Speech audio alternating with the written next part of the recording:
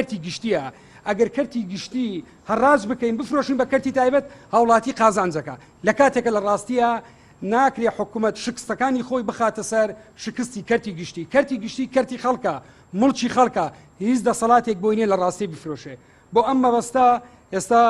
هاوڕێ یاداشتەکەتان بۆ دەخوێنێتەوە هەر پرسیارێکتان نەبێت لەسەر ئەم حملەیە و لەسەر کاری داهاتوو و لە ڕاستی لەسەر مخاوفەکانی ئەو پرۆژەیە کە ئێستا وەزارەتی کارەبا لەگەڵ حکوومەت و پەرلەمان و لایەنە پەیوەندیدارەکان دەستیان پێ کردووە لە ڕاستیە زۆربەی کەرتەکان لە هەرێمی کوردستان دەگرێتەوە. کاتان باش یادداشتنامەیەک بۆ ڕایگشتی دەستەی سەرۆکایەتی لیژنەی پیشەسازی وزە و ئەندامانی پەرلەمانی کوردستان لایەنە پەیوەندیدارەکان لە حکوومەت و وەزارەتی کارەبا نا بۆ پێدانی خزمەتگوزاریە گشتیەکان و کارەبا بە کەرتی تایبەت ئێمە وەک لیژنەی کاری هاوبەشی پارتە چەپەکانی کوردستان کە پێک هاتووە لە هەریەکە لە حیزبی شیوعی کوردستان و حیزبی زەحمەتشانی کوردستان و بزوتنەوەی دیموکراتی گەلی کوردستان بە نیگەرانیەوە دەڕوانینە بەرزبوونەوەی ڕێژەی بێکاری و هەژاری و نادەتپەروەری کۆمەڵایەتی کە وەک دەرەنجامێکی سیاساتی ئابووری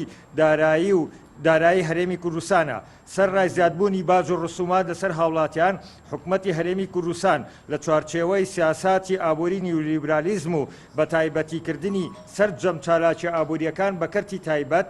هەنگاو بۆ پێدانی خزمەتگوزاری کارەبا بە هەموو ژێرخانیەوە کە تەمەنی بنیادنانی دەیان ساڵە بە کەرتی تایبەت دەنێت بە پێی زانیاریەکانیش لە سەرەتای مانجی داهاتووەوە کەرتی کارەبا لە مڵکی گشتیەوە دەکرێتە کەرتی تایبەت ئێمەی هاوڵاتیان و لایەنی مەدەنی و سیاسی کە ئەم داواکاریەمان واژۆ کردووە پێمان وایە ئەم هەنگاوە زیان بە داهاتی گشتی و بە هاوڵاتیان دەگەێنێت و لە جیاتی ئەمەش داوا دەکەین هەنگاوەکان بۆ پێدانی کەرتی کارەبا و سەرجەم کەرتە گرنگەکان دەستبەجێ ڕابگیرێت لە جیاتی ئەوەش چاکسازی ڕاستەقینە لەم بوارەدا جێبەجێ بکرێت کە ببێتە هۆی دابینکردنی خزمەتگوزاری گشتیەکان و کارەبای بەردەوام بە نرخی گونجاو بۆ هاوڵاتیان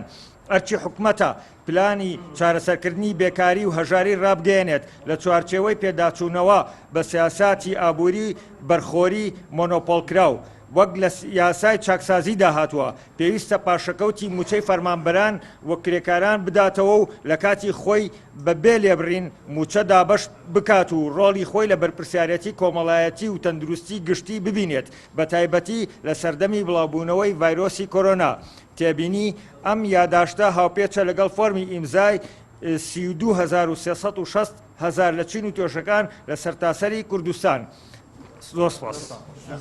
سواز بۆم لێ دەمێن خۆش.